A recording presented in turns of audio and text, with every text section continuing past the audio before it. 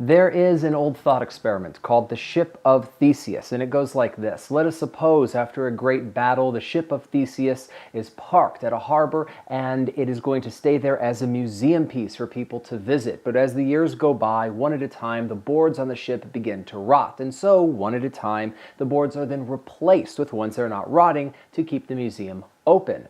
After a number of years, every board on the ship of Theseus has been replaced with another. The question that remains is this still the ship of Theseus? This is the question I was trying to answer in my head as I was shooting with this. This is the Sigma 85mm 1.4 for the Sony E-mount, and it begs the question, if you strip away everything that we normally associate with a great lens and replace it with something else, is it still a great lens? That's the question I'm going to try to answer as I tell you what it's like to shoot with the Sigma 85mm 1.4 for Sony E-mount. Let's get into it.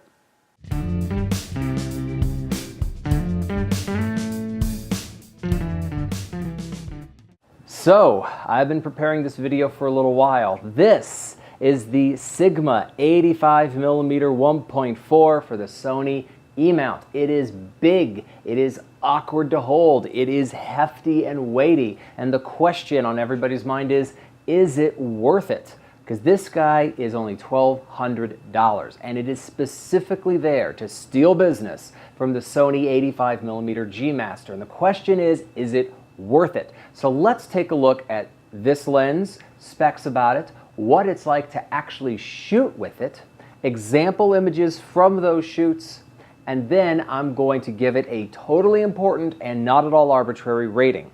But first, important specs about the lens. First of all, it is an f1.4 to f16 aperture range, and I find that to be perfect. When I was taking a look at things like the 24mm in the Sigma lineup, I wondered, why is this 1.4? I'd be shooting at this thing at f8 anyway. You could make it smaller if it was f1.8. But with an 85mm, I get it. I get saying we want to hit 1.4 for this lens because it is a portraiture lens. Like all of the Sigma lenses, it stops down to f16 rather than 22, and I'm fine with that. I don't shoot f22 anyway, and so it's a perfectly nice aperture range.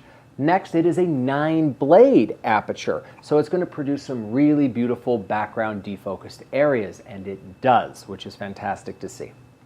Then let's talk about weight, and here I found a discrepancy. When I was taking a look for the weight online, I found 1,130 grams, which is just barely under 2.5 pounds, 2.49 to be specific.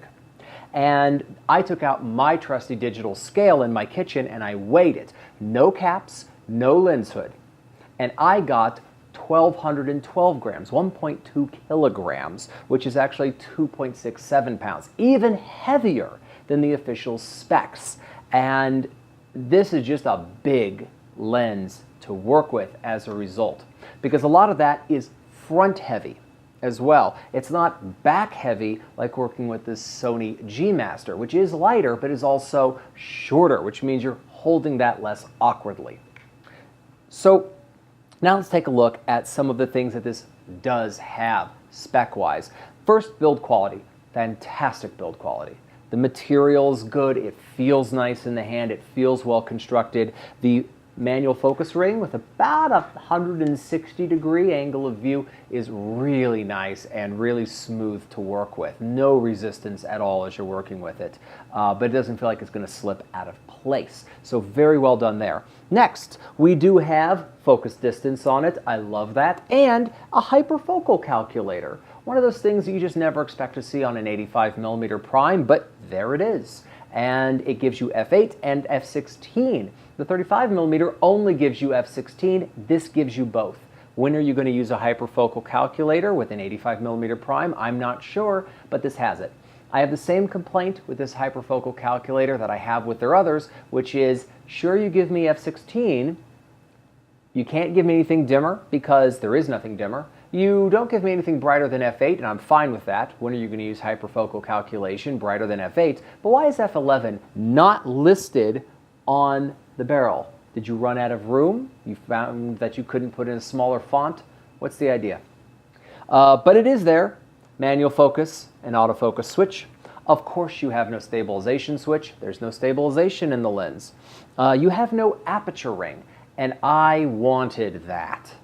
Aperture rings are beautiful to work with. The 85mm G Master has a click-controlled third stop increment aperture ring, and it's wonderful to work with. This doesn't have it, and I feel a portrait lens benefits from having that right on the lens.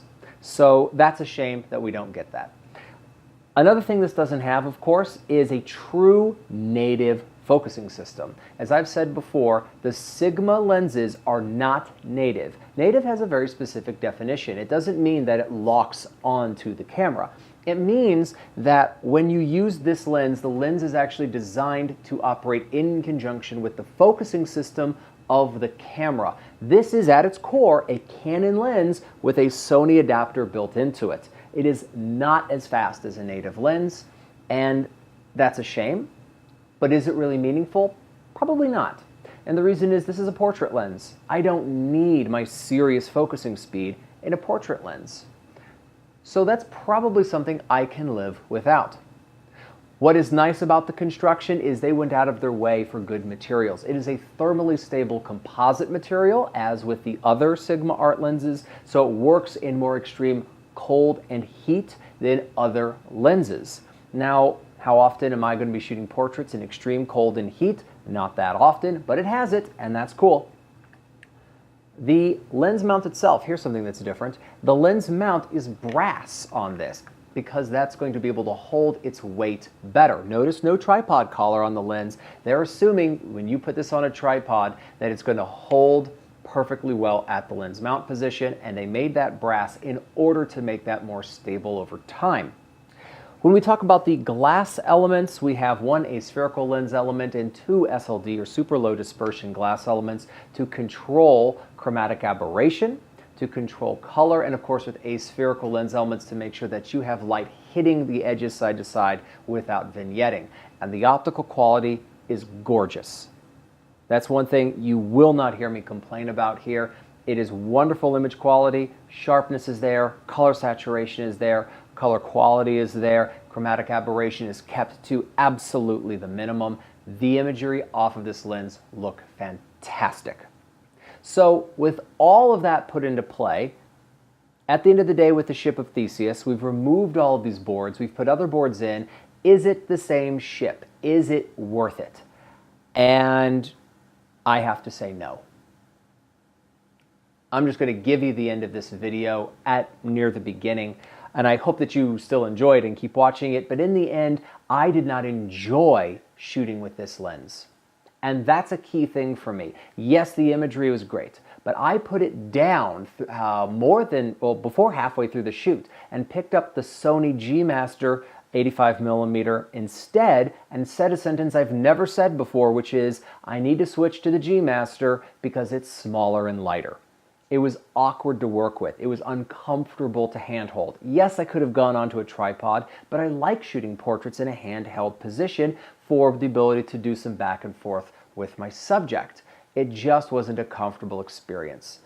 No qualms about the image quality, and I've been in contact on Facebook with other photographers that I greatly admire who use this lens and adore it and produce wonderful imagery off of it. But this is just an awkward, uncomfortable lens to work with. So it's going to be something that if it's the right thing for you, you should pick this up beforehand. Pick it up, put it on a camera, and hold it and be in a shooting position with it. Because you will not know if you like this lens before you have that experience. It's different than any other normal telephoto lens that you've ever shot with. When I pick up a 70-200, I expect it to be a 70-200. But when I pick up an 85, I expect it to be a lot more comfortable. I personally have been using the Batis 85mm in my own personal kit for several years now, and no, this guy is the better optical lens by a little bit, but I would rather, at the end of the day, shoot with my 1.8 for size and weight purposes. So that is my initial what it's like to work with it idea. But that's a very personal thing. Let's get into some hard, cold facts, and let's take a look at imagery shot with this lens and what its quality is like. And when we're done with that, we're going to be able to ask some very important questions regarding this lens. So let's get going. Taking a look at the images here, the first thing you're going to notice is that I have fewer examples than I normally do. And that is actually not by design. I was fortunate enough to be in a studio shoot with some friends, and I brought with me the 85 Sigma and the 85 G Master specifically so I could compare the two side by side. And I shot several images at the beginning with the Sigma, and as I mentioned a little bit earlier, I just had to put it aside. I actually didn't shoot with it as long as I expected to. I probably shot with it for an hour and a half, but I was in the studio for 4 hours.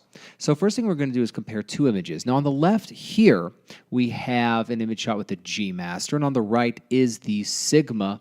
And of course, the first thing everyone wants to test is sharpness. So we're going to go in 100% into the image, and we are, no surprise, going to find that the G Master is fantastic. But when we go into the Sigma, we're going to find it is a spectacularly sharp image as well. One thing I did not expect was the contrast difference. I don't see a big sharpness difference between the two lenses, but I definitely see a big contrast difference. And I have to say, I think the Sigma is more accurate than the G Master in that respect. So another part of image quality where this lens really does excel.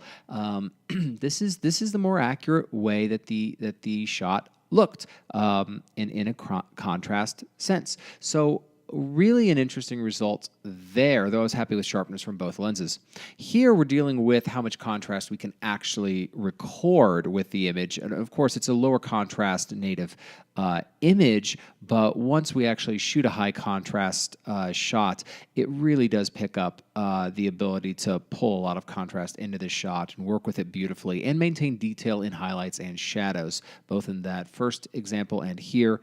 And of course, we're still at a pretty significant zoom in, and we can see tons of detail all the way through the frame. So I have no concerns regarding image quality from either lens, but especially from this Sigma here. It really does perform optically as well as you would ever want it to, which is really what people buy this lens specifically for.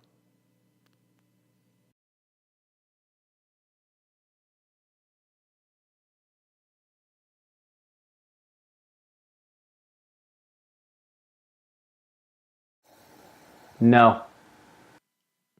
Without further ado, let's give this lens a totally important and not at all arbitrary rating, and let's rip this bandage off fast.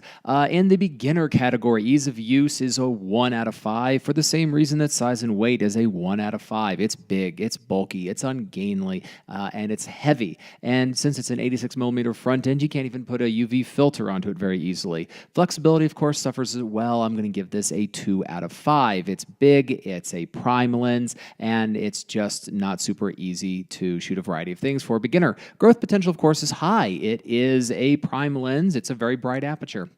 So it gets a 4 out of 5. Coolness factor for a lens this awkward looking really has to be a 1 out of 5. And for the first time in this YouTube channel's history, this lens does not get a point for dopeness, and that brings its total to 9 out of 25. It's going to suffer less in the enthusiast category for build quality. It gets a 4 out of 5. It's a really well-made lens for what it is, but of course it does not have weather sealing officially, and that's going to knock down its construction quality. Image quality, it does get a true 5 out of 5. This is a wonderful image quality lens. I just think we sacrificed too much to make that happen. Speed, this gets a 2 out of 5. It's not particularly fast, but it's not dreadfully slow either. Feature set, 2 out of 5 again. This is something that has no stabilization, and for a lens this heavy, that matters. So therefore, the value is really going to have to be a 3 out of 5. It's high quality optics, especially when you compare its optics to the G Master, but there are so many things you give up that is probably not worth it, and that makes it a 16 out of 25. And when we take a look at this compared to other lenses, this is significantly lower in the beginner usage category than any other lens that I have ranked, but it's right in the same neighborhood as the Sigma 24mm art lens for Sony E-mount. And I know a lot of people are going to disagree with me and say that this 85mm, the optics are so good that it's worth the sacrifices, but I'm not truly convinced that it is. So that's it, the Sigma 85mm for the Sony E-mount system. It's one of those things where you say, it's great at this, it's great at this, it's great at this, and I still can't love it.